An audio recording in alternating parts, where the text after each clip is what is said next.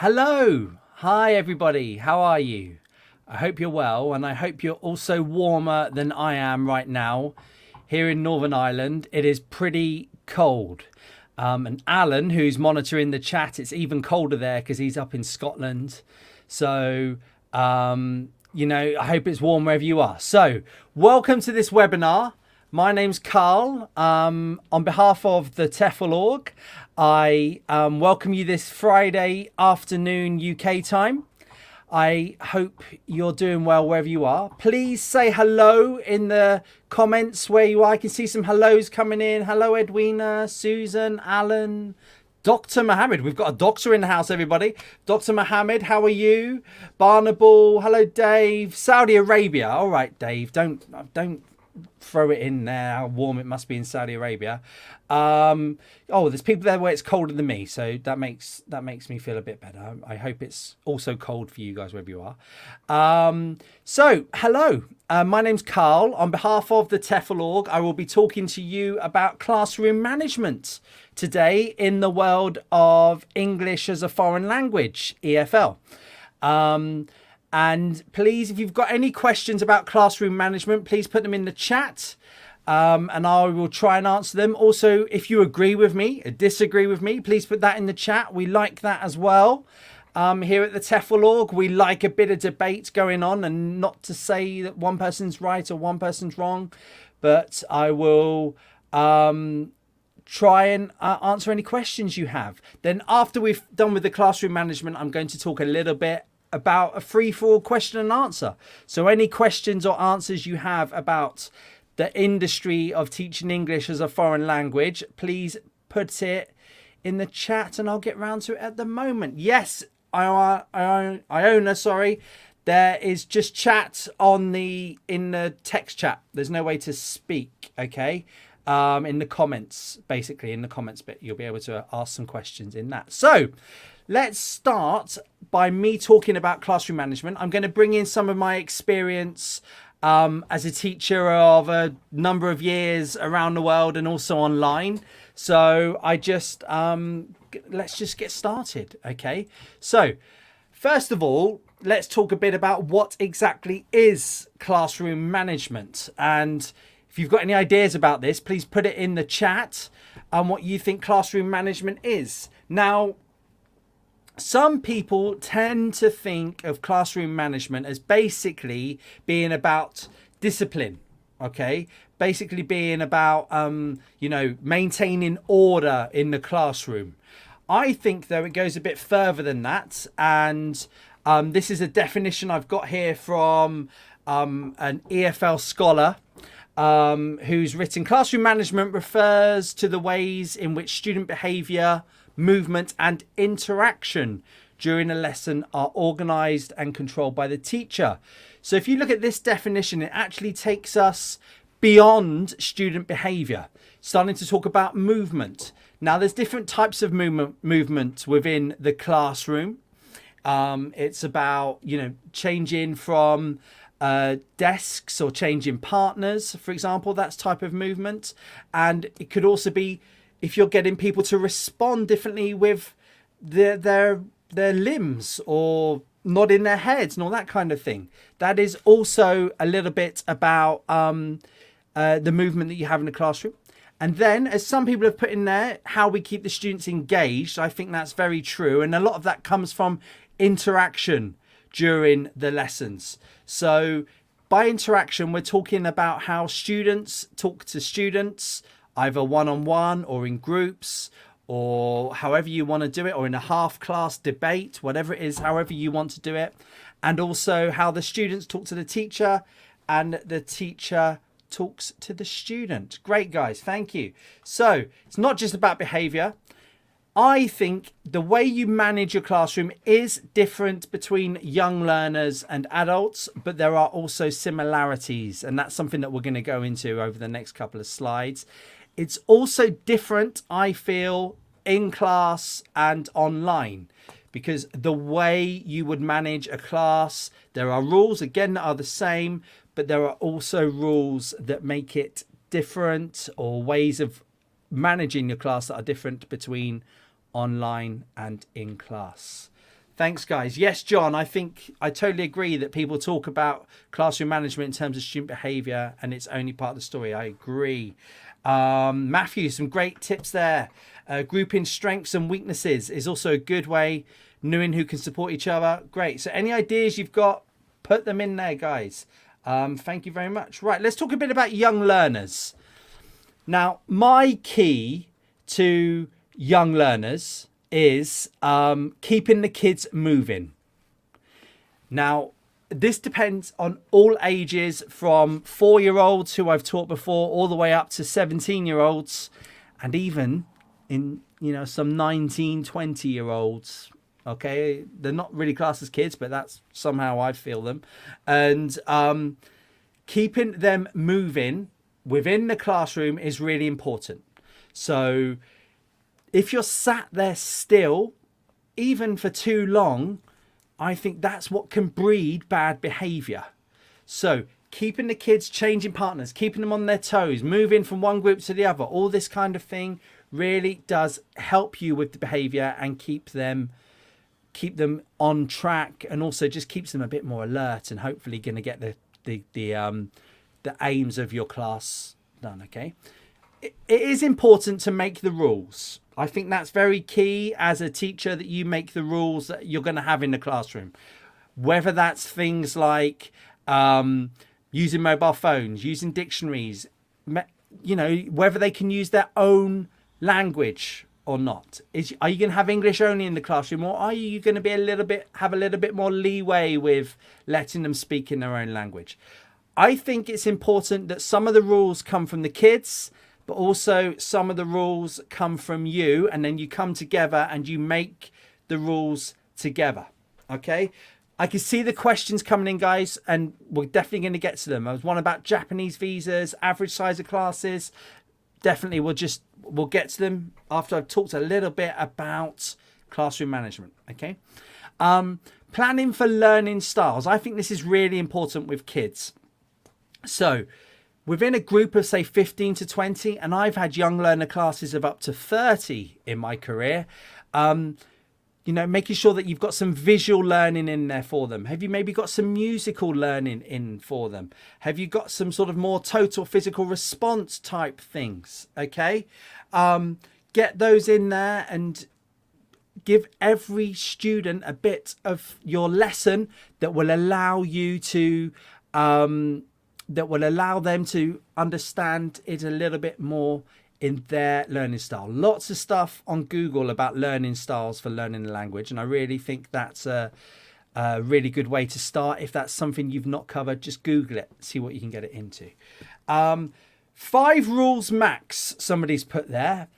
I'm not so sure. I can sometimes go up to about 10 rules myself. I'm not so sure about the 5 rules max, but whatever works for you, whatever you feel it can do. Got to be rules that you can keep to them and you. So, for example, no eating in the class. You might make that a rule. What about if you have had 4 hours of teaching and you're a bit hungry? Could you then, are you going to keep to that rule as well? For young learners, keep in mind the attention span. Okay, make sure that they have lots of activities. There is a bit of science that I've worked this out. Well, I've not worked this out, but somebody's worked this out and I've read it, in that they generally have the attention span of their age. Now, I don't know how true that is, but an 11-year-old can only keep the attention span for 11 minutes. And whether that's true or not, I don't know, but that seems to be something that I found online that sort of rings true to me. So make sure your activities aren't really longer than that. Make sure that you've got lots of different activities in there. Mina, I'm just going to highlight, Alan, can we highlight Mina's question there? What about teaching 20 people classes online? How to make kids listen when they have zero motivation? One of the problems with young learners is their motivation. Quite often, they don't want to be there. It's their parents that have put them in there. And part of that classroom management comes into that.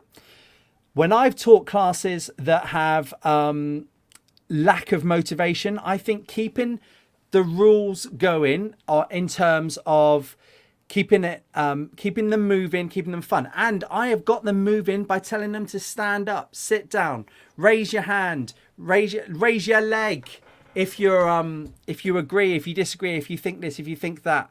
I've done that online. So just, keeping them physically moving, I think is a good thing. Also, putting them in breakout rooms, keeping the games going. So you've got like a running total of games online. So if you're setting a game, make sure, right, okay, the 4 people in the top right corner of your screen, they're going to be one team. You for another team. Then you get an interactive whiteboard. You write down marks. You introduce games into your class. So one of them doesn't want to let down the other 3. That kind of thing. Points mean prizes quite often with young learners. And that is something that I find with that. 20 people is big. Making sure you've got breakout rooms going, all that kind of thing. And you're jumping in, keeping the motivation going like that is important. Mohammed, hello. How to motivate children when you cannot see them. The videos are off. That's very, very, very difficult.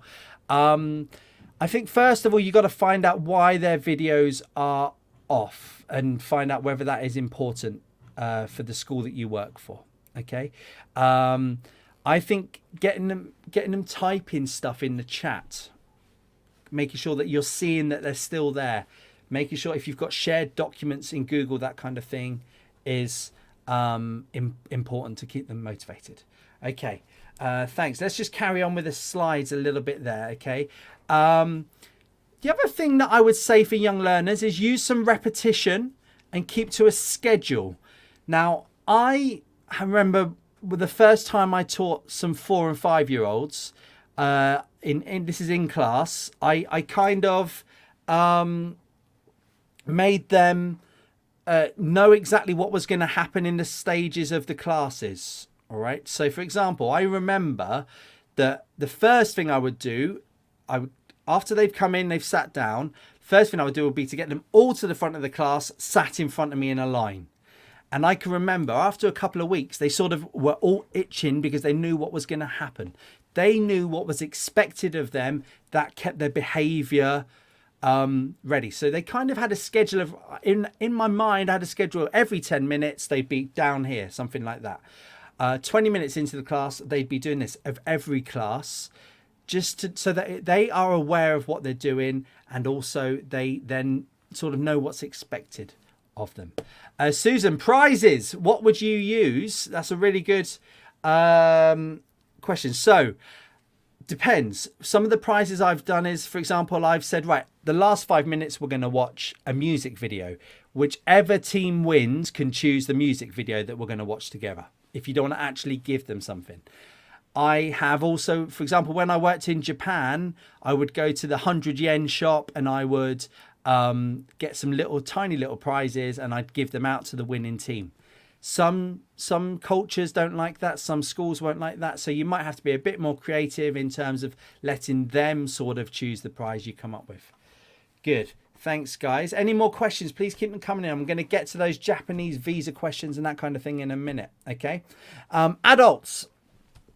So classroom management is obviously applicable to whatever type of class you're teaching, whether it's kids or young learners. And I'm just going to talk a little bit about adults. Okay. My key thing is to vary the seating pattern as often as you can. Adults can sometimes be sort of sat down, they've spent all day in front of a desk. They then come to you. They don't want to they don't want to then be sat in the classroom the whole day. Vary the seating pattern in terms of physically moving the desks, making little groups, making threes. Also, just the partners that they come up with, just right. You two swap, you two swap. My students get so bored of me swapping them. I don't really care. It's a good thing to do to keep their energy level, to keep your energy level going, and to make sure that those interaction patterns are always changing and that they're always learning from this. Okay, so vary the seating pattern is a good thing. Put that in your plan. After 5 minutes, change seating patterns here. Okay. Also make a list of rules. Make a contract. Okay. Definitely definitely, I do this with adults. Some people are like, oh no, why would you do that with adults? Definitely, I've done this with a group of 70-year-olds. I've done this with a mixed group of some people that are 20 all the way up to the age of 80. Okay, so definitely have a list of rules, have a contract where they come at, where they do. That can really help with things like your L1. Okay, but you can also put like not overusing the L1 in the classroom. Can also be things like be respectful of each other, let everybody talk, don't talk over each other, that kind of thing. All right. Now this comes into Mina's, was it Mina's question? I can't see there. Fabian, sorry. Fabian, how do you deal with students who are older than yourself? I think keep the authority. Okay. Now, my wife is an EFL teacher and she's much, much quieter than I am. And she has a very different way of dealing with authority. And that is just if there's a lot of chat going on, she just sort of stands still like this until everybody's been quiet. That works for her. They all notice, oh, wait there, we've got to keep in mind. The other thing about keeping the authority and dealing with students that are older than yourself is they will try and trick you. So make sure that you are on point with the lesson that you are teaching that day. So if you're teaching the present continuous and they've started asking you a question about present perfect continuous, you would say, look, thank you very much, Fabian. That's a great question. But today we're only dealing with the we're only dealing with the present continuous. In 2 weeks' time, we'll deal with the present perfect continuous. Let's nail the present continuous before we start talking about the present perfect continuous. If they're going to try and trick you, make sure that you stay on point, you keep to your lesson, and that you know what it is you're teaching for that hour, for that 2 hours. Well, okay. People that are older than yourself, do you know what? I'm just no different, really. I think just be polite, be friendly, hear them out. Don't try and talk over them. You know, just be nice, and you'll be surprised how easy they come over to you. Okay. Great, thank you. Let's go back to the slides. So keep your authority, treat everyone the same. Quite often you might have business English classes where there's a boss in there. Make sure that you don't give the boss too much of your time compared to all the others. You know, let the classroom, the students deal with the authority levels in the class. You just, you know, make sure that you're treating everybody the same. Okay, don't sort of bow down to them. Okay, all right. Treat everyone the same. Be careful about the topics you cover. This is something that I find with classroom management is don't bring in anything that's a bit too controversial, that doesn't fit in with the culture, because that way you can sort of lose them. You lose your activities. I've had students that say, no, I'm not going to talk about that. I don't want to discuss that. You know, be careful with the topics that you cover. Okay. Great. Okay. Online. Let's talk a bit about online. Okay. So don't think that classroom management is vastly different online compared to offline. Okay. Don't think, okay, the rules aren't the same. I still have contracts, for example, with my online students. I don't do these massive classes. So whoever it was that had the 20 group, that's a huge online class to do. But when I've had 10, 12, I have done a contract and I've put them into breakout rooms and I've said, right, okay, you guys have got to come up with 5 rules, then bring them together, discuss the rules, get them in. I've typed them into a Google Drive, a shared document. This is going to be our contract. I've made them type in. I think that the rules are pretty similar in the way that you manage them. Okay. Classroom management comes from your use of technology. So how okay are you with putting people into breakout rooms? How okay are you with using the chat function? How okay are you for using shared drives, that kind of thing? Because the more okay you are with the technology, the less chance there is of students sitting there doing nothing. I mean, we've all been there where someone's been online and you're hearing the franticness in their voice. Just talk amongst yourselves while I do this. And everyone's being quiet. The teacher's getting more stressed. The students are feeling a bit awkward. So take time to use the technology and to learn the technology. That way you can manage the activities well. You can get everything going a lot better. Okay. Use the tools that are available to you. Okay. Don't be afraid to use shared docs because you've never used them. Get involved. If online's going to be your life teaching, get onto them. Make sure you can bring them into the activities. Make sure that you can keep them on by doing the activities right, this kind of thing, through the different tools that are available to you. I'm just going to stop for a couple of questions. Hala, hello. You usually have 150 students. Wow, in your online class. Is it too much? Hala. 150 is huge. Now I have in China, I've had 200, 300 within a lecture hall, but 150 online, I just think it's difficult. Sounds like it's more like you're going to go more down the lecture route there. Okay, so the teaching talking time is quite high. It's going to be very difficult to have them asking you questions, you know, on that sort of thing. So breakout rooms, I'm not quite sure what the maximum number is for breakout rooms for 150, but I would definitely say breakout rooms are your friend. Does your uni or whoever it is you're working for let you do 20-minute lessons where you can do 50 students for 20 minutes? That might be something that you want to do, but I would definitely say 150 is just way too many for an EFL class. Okay. Sorry about that. Sean, is there any advice for once you've lost control of the class?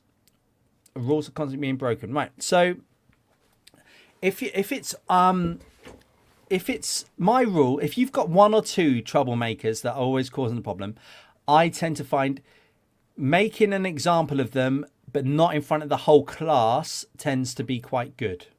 So, for example, if they're in a classroom, I would say, okay, Sean, can I speak to you outside, please? And I sort of get Sean outside and make sure you're within view of the class, you know, so nothing bad can sort of be reported about you. But I sort of have a little word with them and say, look, do you think this is acceptable behavior? Would you like it if someone did that to you? Blah, blah, blah, blah, blah. Then get them in. So you're not having to go at them in front of the class, but then you are sort of making sure that people are aware that you know. I also think that a look can also help to keep one or two of them on the rules. Okay, if it's online, I've used the breakout. So when you put people in breakout rooms, you put everyone in the breakout room except for the troublemaker, and you sit there talking to them like that before you put them into the breakout rooms. Okay, rules are constantly being broken. You could, if you really feel like you've lost control, you can go to your senior teacher or the management, that kind of thing. But I would definitely keep if the rules are being broken, it might have come from your lesson planning in the first place, making sure that they are on point and that you've got all these activities going. Okay, good. Carmelina, hello. Sorry, I missed that one there. Best way to manage hyper students. Well, you see, I quite like hyper students myself. In a classroom, keeping them moving, making sure that you've got some sort of total physical response games in, that kind of thing, the learning styles, keeping that involved, making sure you appeal to them. Online, a hyper student can be difficult. You know, I think with young learners, hyper students can be a bit difficult. You know, don't be afraid to get them standing up. Somebody put in the chat there a bit of yoga. Why not have a go at that? See if they'll like that one as well. Okay, good. Hi there. Is that a question? Is that your name? Your name is Hi there. Hello there. How far can we bend the rules for a student who needs it? How far? I don't think you can really bend the rules for anyone. I think if you've got the rules, I think you've got to keep everyone to the same rules. I don't think you can bend the rules at all. Okay. If you don't have breakout rooms, Iona, that's a great question. I'm trying to think of a software where there's no breakout rooms, or if you're not allowed breakout rooms, then I think you really need to think about who you're working for or think about what you're doing. But, you know, everywhere I know has a bit of breakout rooms. I would definitely get that one. Okay. I don't think anyone done that. Okay. Right. If they use, I would definitely try and get them to give you the breakout rooms potential. Okay, Microsoft Teams has breakout rooms, definitely does. It is possible. I've used it. Okay, great. So we're just going to carry on a little bit. Okay. Oh, have I missed Lisa's question? Sorry, Lisa. What was your question?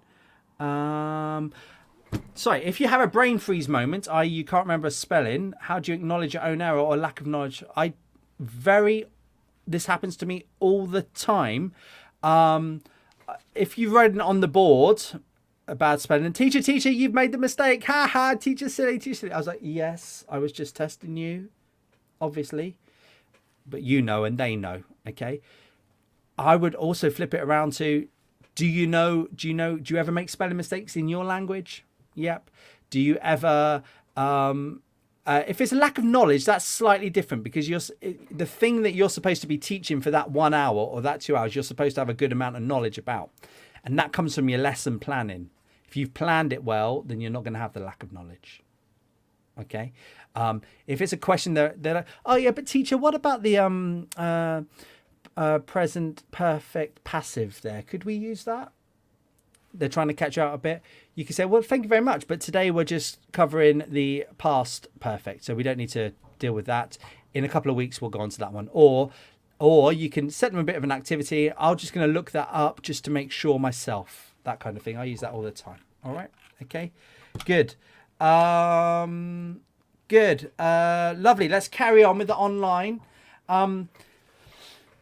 Make a list of rules that will help you. So when I'm teaching online, I make sure that within the rules, they come up with the 5 rules. I come up with the 5 rules, that we use things like, if you want to talk, you put your hand up before you talk. I definitely get that into the rules.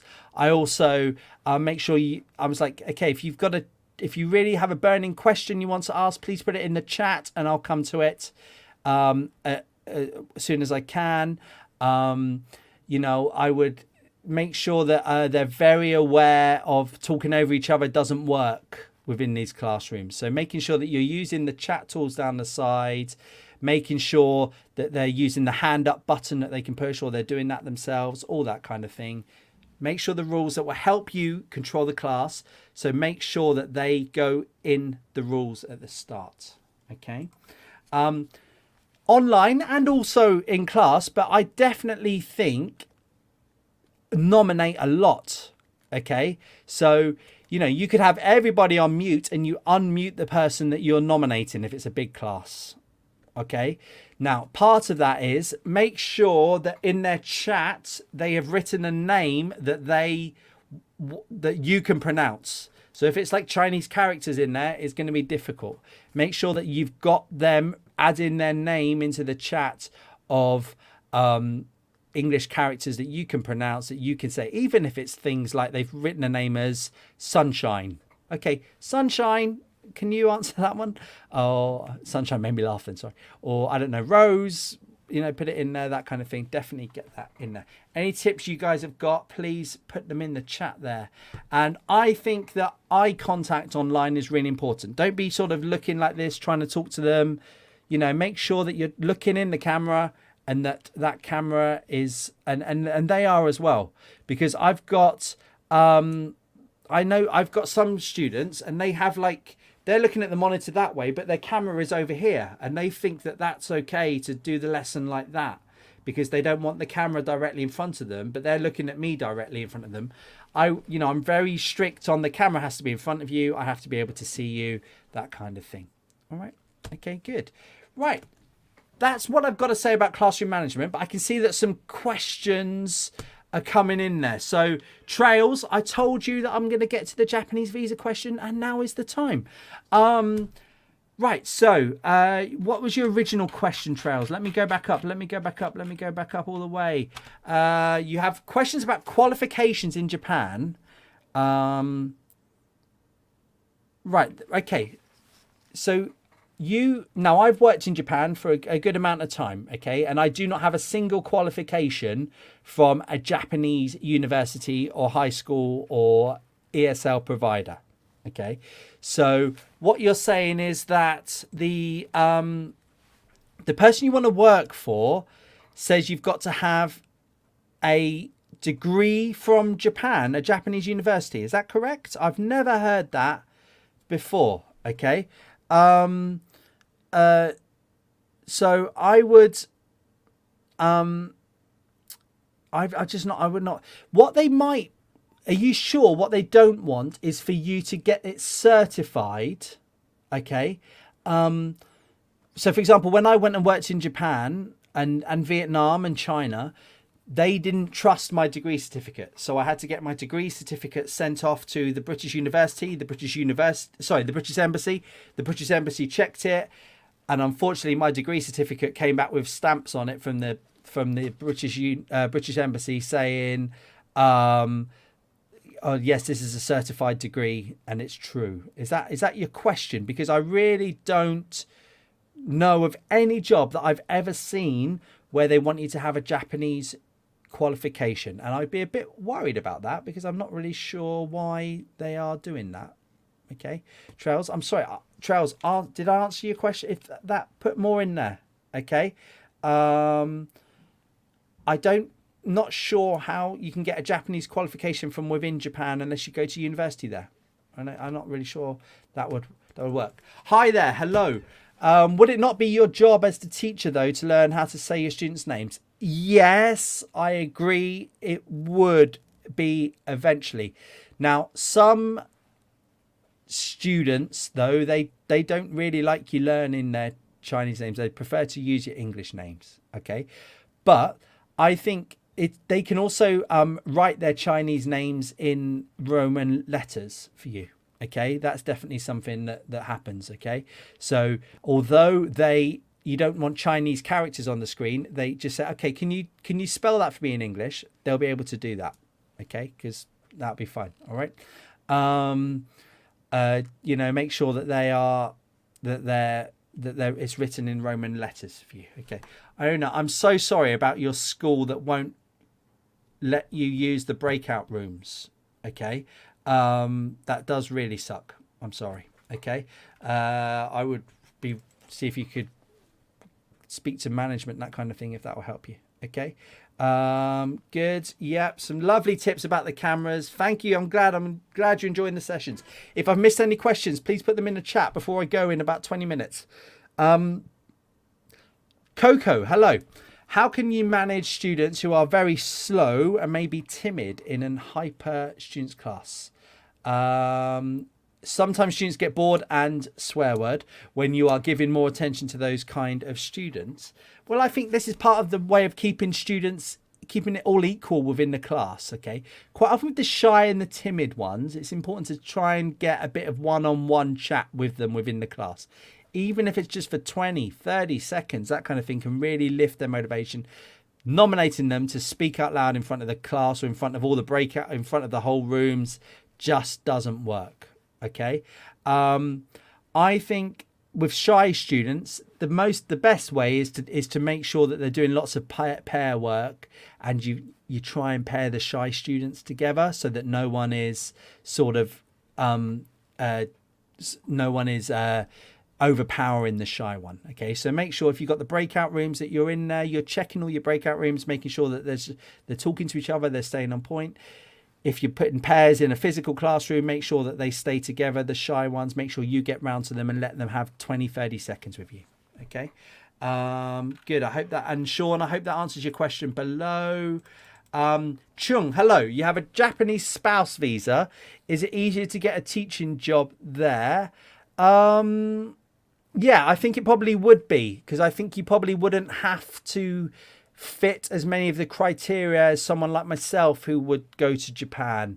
I think it would help you, and also schools might be more willing to take you on because they don't have to pay any visa costs, that kind of thing. So I think it would help you. Okay. Yeah, great tip there from someone, Aaron, again about raising the laptop. John, yep, also great tip about pronouncing the names, apologize in advance. Yep, I do that all the time. Really good. Yeah, I do that all the time, and I ask them to correct me. The only problem I have with that is making the problem on and on and on and again. Okay, so, you know.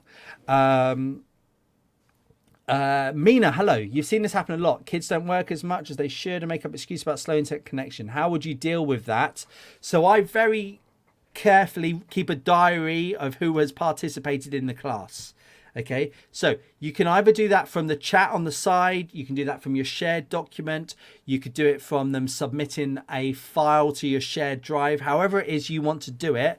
But I very much at the end of the, I keep a little spreadsheet going where I've got all their names down the left-hand side and the dates in there, and I just give them a little mark out of 10 of how well they've participated, so that they can so that you've got some sort of evidence, and if you can write a little bit of notes, that kind of thing, fine. Unfortunately, slow internet connection is a thing, and they pretending you can't hear you, it happens. You know, I think it does happen more than you would sort of expect it to, and I think it can be a bit much to get them to pay for fast internet connections, that kind of thing. All right. Anna, hello. Could you please explain TEFL and CELT? Thanks very much. Now, I think you mean CELTER. I think instead of CELT, or communicative English language teaching. Right. At my industry, our industry is full of a lot of abbreviations. Okay, teaching English as a foreign language means teaching English to people who live in a country that doesn't speak English. All right. So if I moved to Japan and I taught the Japanese people in Tokyo how to use English, I would be teaching English as a foreign language. Now, CELT can stand for two things. It could be communicative English language teaching, which basically means you're getting lots of communication in the classroom. You could also be missing the A, which would be the Certificate of English Language Teaching to Adults. I'm not quite sure, Anna. Right. Here at the TEFL Org, we offer teaching English as a foreign language qualifications. So basically you do 120 hours of online study with us.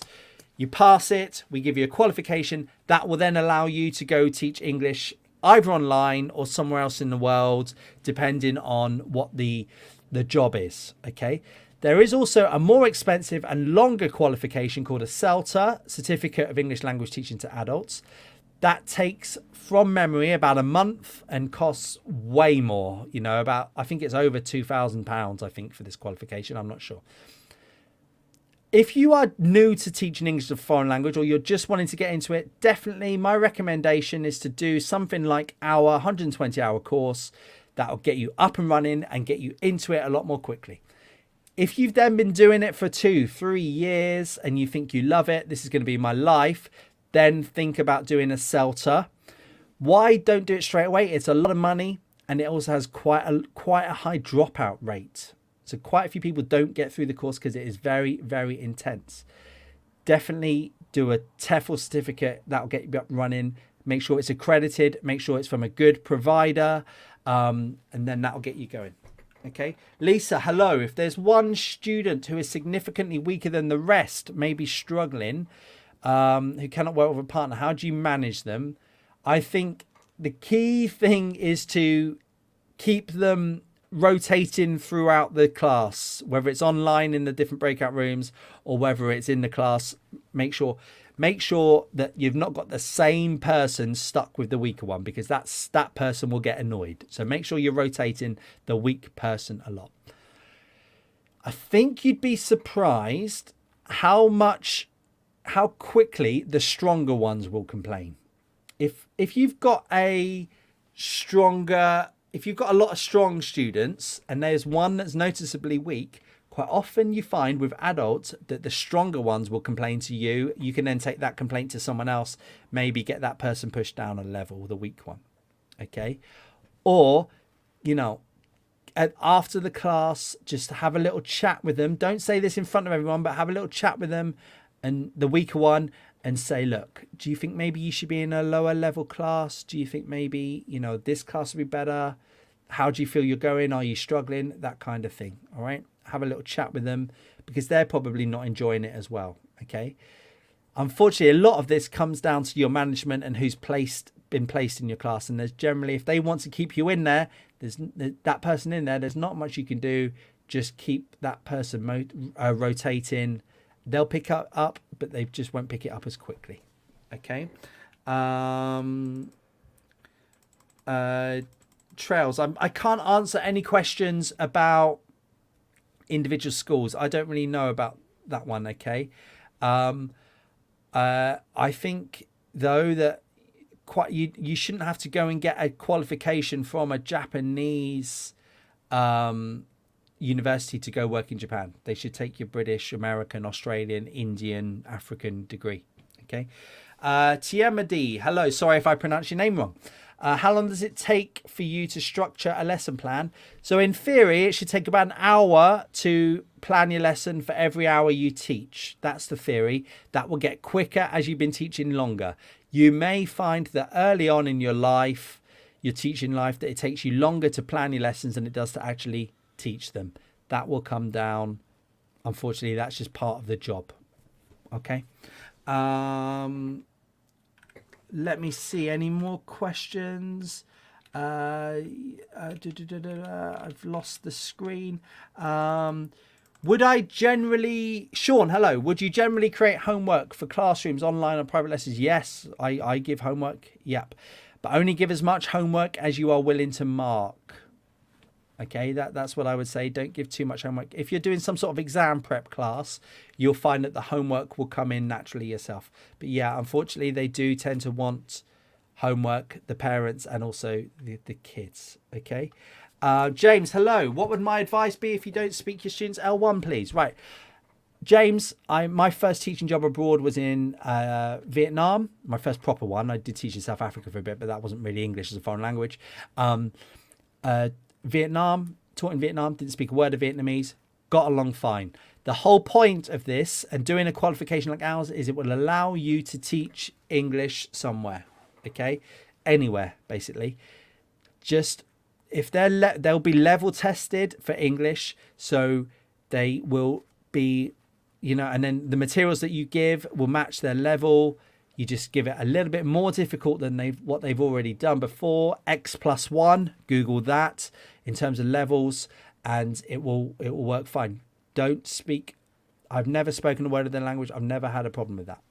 Okay. Phillips, hello.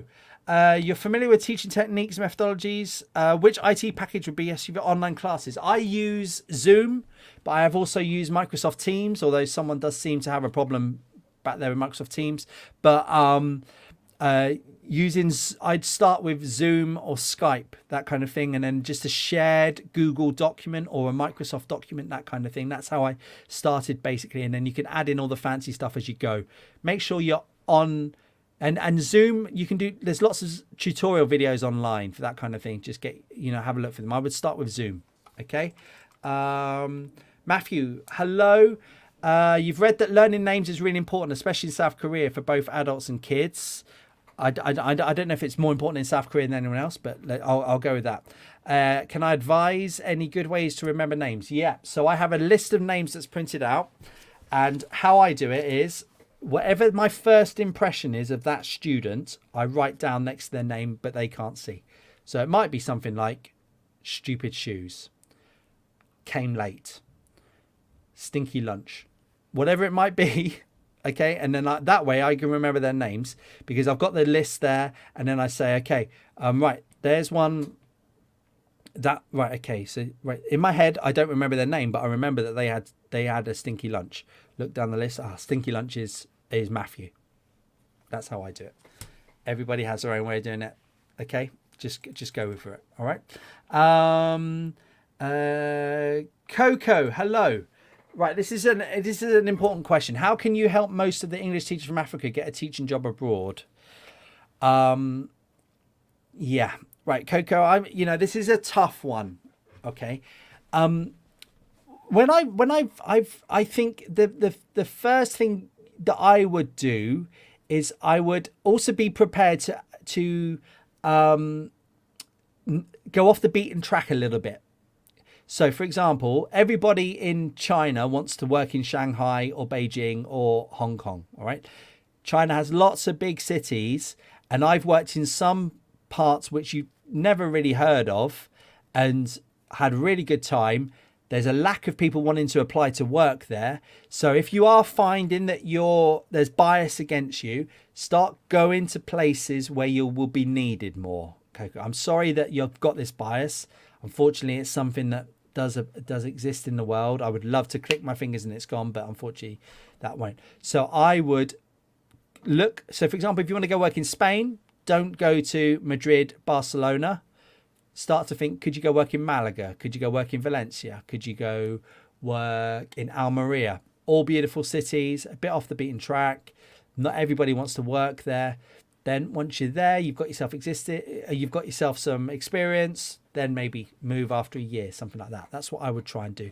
Apply to universities directly in China, for example, and just, I hope it really works out for you, Coco. Okay.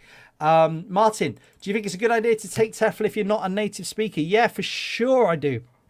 For a number of reasons. There's jobs out there, either online or in class for non-native speakers.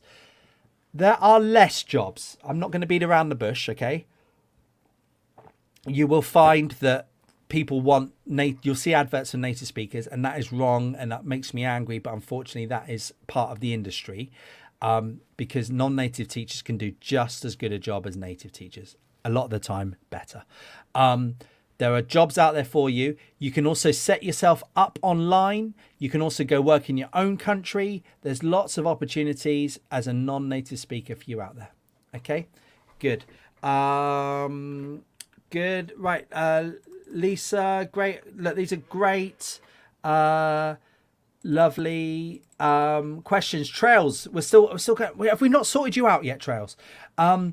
Do you have a Japanese childcare worker qualification? I do not have a Japanese childcare worker qualification. I do not have any qualifications at all from a Japanese university or anything specific to Japan. Worked there more than happily, some of the best years of my life. Sorry, Trails. I would look loads of stuff on our... I don't know if Alan put something in the chat about working in Japan. There's loads of stuff in there. They seem a little bit like they're asking too much, Trails. Okay. Okay, Martin, if you think the 120 hours is too long, just think you can stretch it out. You don't have to do the 120 hours in 1 month. You can do it, over a certain amount of time. Okay, you do not have to do it at all over 1 month. Okay, I'm not sure. Is it Alan 6 months, something like that? I'm not quite sure how long the time is you get to do it. Okay, but people do it at different times. Some people have a lot of time off work and they do it, and then other people they devote, I don't know, 20 hours a month for 6 months. It is 6 months. Thank you, Alan. You can it works really well. Okay, right, we're just gonna keep going with these questions. No problem. Thank you everybody for saying thank you. I'm glad you're enjoying them. How long is a TEFL course? It's 120 hours. How many weeks? You do it at your own pace, Hala, within the 6 months. Okay. Yep. Placement tests are vital. Good. Martin, how is the course, the 120-hour course? Is it, it's online. It's not online classes. It is self-study in your own time. And then you do some assessments, that kind of thing. And then at the end of it, if you pass, you've got your certificate. We do also offer add-ons, which are like practicums, basically, where you might do at the end. Some people do it at the end, some people do it in the middle, where you actually physically, with someone like me, online, on Zoom, at the moment online, but we also do it face-to-face when we're allowed to. You actually deliver a class online to someone, and then that's a bit of experience that will really get you going. Okay, good. Hala, TEFL useful to teach in the UK, right? Teaching in the UK is difficult. If you're already here, then yes, it will get you jobs. But if you're not here already, I'm not sure what the visa requirements are, to be honest, Hala. But if you're already in the UK, yes, you can get work in local schools if you've got yourself a TEFL certificate. Okay, John, I love that piece of advice about the making your own resources. Good one. Andrea, yeah, that's really good. Library resources, keep it on your lesson plans. The amount of time you spend planning definitely goes down as you go on. Trails, I can't ask you any more questions about that, to be honest, Trails. I think I've said everything I can about your school in Japan. Andrea, will you do a webinar on online teaching technology? Alan, should we do that one? Sounds like a good one. What software, how to use it, and so forth. Yes, I'm sure we can in the next couple of weeks. That's something that we can do. My use is Zoom, Google shared documents, shared drives. That's all I use. The platform that you use does depend on who you work for, as Iona has said. But for my own students, I use Zoom. That's what I'm doing. Okay. James, hello. When I was teaching in Vietnam, I'd love to be in Vietnam right now, especially for Lunar New Year. Did I say Happy Lunar New Year? I don't think I did. I'm so sorry. When you're teaching in Vietnam, did you know how many people outside the classes who spoke English? That's a really good question. I don't think it's off topic. I found loads of people in Vietnam that spoke English. Yeah, I've made loads of friends, local people, and also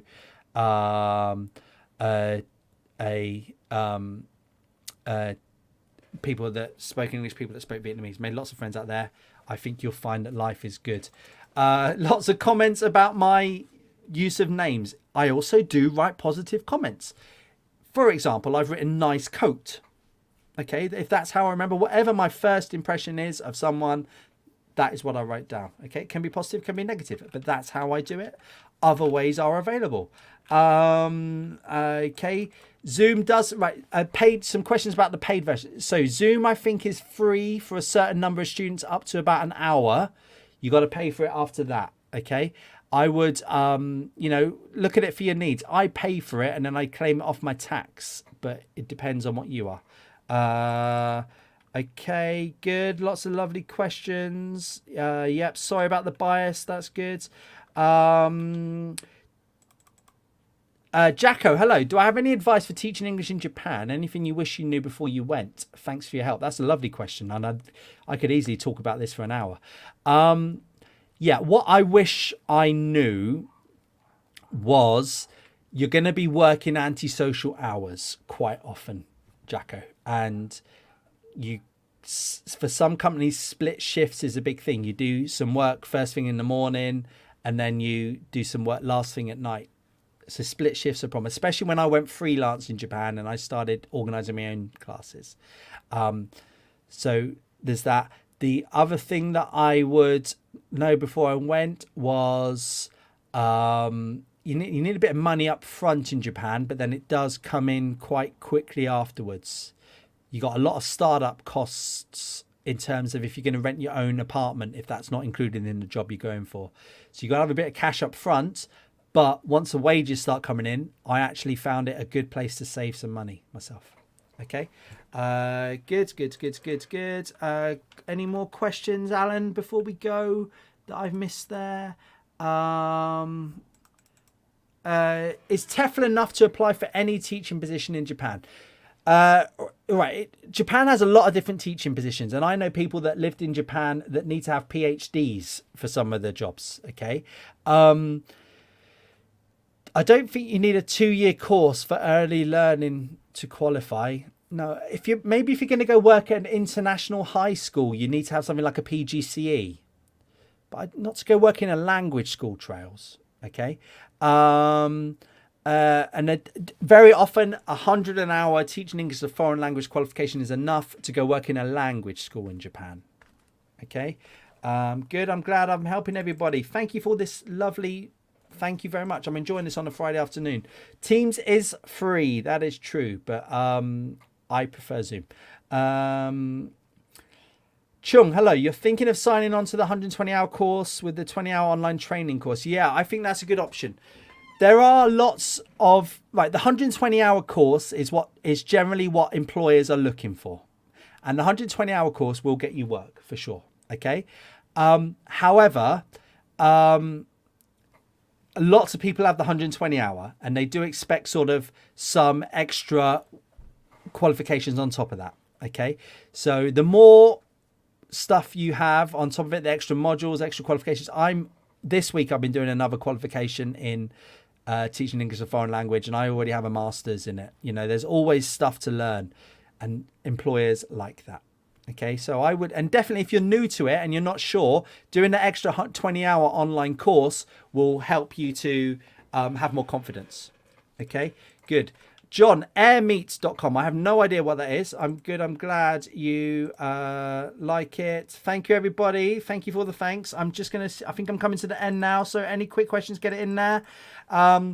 Sean, the most important piece of equipment is a good question. I think probably is these things, my best, even though they look crazy and everybody keeps asking me if I'm playing Call of Duty, that is the best thing that really has helped me. Okay, definitely. Sidra, hello. Is there a certain age employers look for when looking at candidates? No, I don't think so. There's sometimes there's an upper age limit to visa requirements, but I don't really think that there's no. I don't think so. I mean, quite often they want to. No, I don't think I've never heard anybody being because they're too young. Sidra, you look not quite young, but you look younger than me. Let's say that. And I've never heard of anybody saying anything about not being rejected because they're too young. Okay.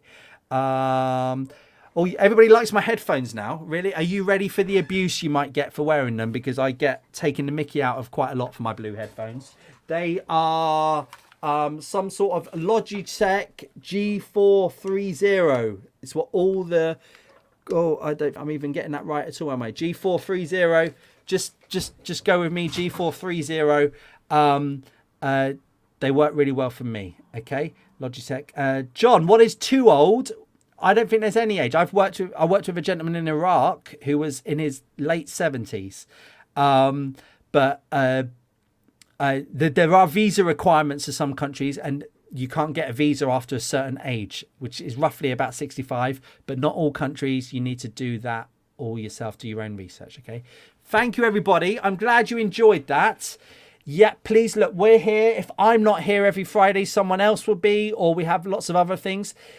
We've done lots of these videos before. There was one a couple of weeks ago hosted by EF, who talks about some of the jobs they've got. If you've got any questions for us, please put them in the chat. Sorry, not in the chat. Please put them in the direct message if you're on Facebook to us, and they'll pass them on to me if they can't answer themselves, or in the YouTube comments underneath. Yep, subscribe. You know, now's a good time. We've got a bit of a special deal going on 120-hour courses. So now's a good time to do it. I love teaching English as a foreign language. It's been a great life for me, and I really love getting people into it. So if you are on the fence about it, go for it. Okay. Thank you, everybody. I hope you enjoyed it and got something out of it. If you didn't, thank you very much for getting all the way here. Have a good weekend.